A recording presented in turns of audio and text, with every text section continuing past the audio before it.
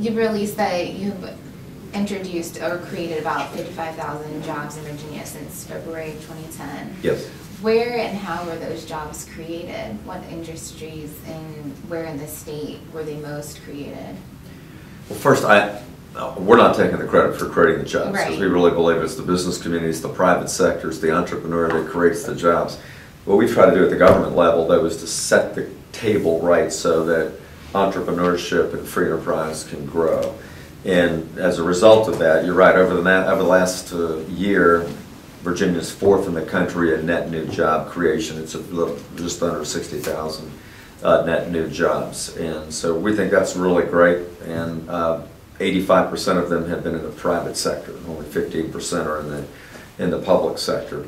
And they're across the board. A lot of them have been in Northern Virginia, because Northern Virginia's rebounded more quickly from the economic downturn than some other areas of the state. And they're in technology, they're in the service industry, primarily services, more so than manufacturing. And part of my long-term goal is to refocus our infrastructure in our education system on areas like science, technology, engineering, math, healthcare, the things that are going to really lead to the well-paying jobs, so that long-term our growth is in those areas, and in manufacturing. We've got to start making things again in a bigger way here, and I think there's a lot of opportunity to get some manufacturing jobs back as well. So it's spread across the state, but honestly, it's service sector in Northern Virginia has been the biggest one. Yeah, it's not just been recently. Manufacturing has taken a hit over probably 10, 15 years in Virginia, particularly in some of the traditional manufacturing areas in southern Virginia, textiles, furniture manufacturing, and so forth.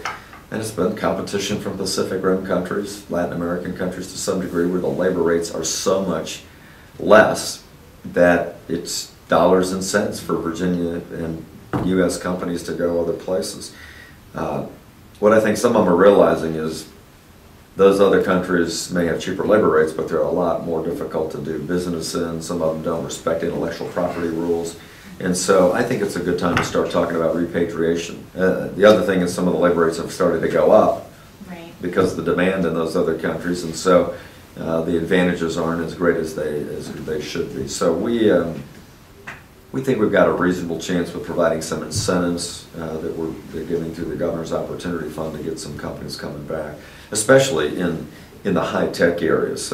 We have just put together something called the Commonwealth Center for Advanced Manufacturing.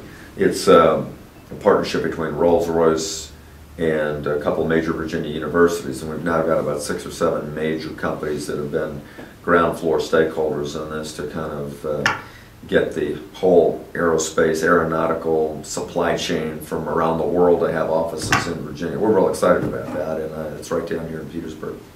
So there's initiatives like that that I think will help us long-term bring those jobs back.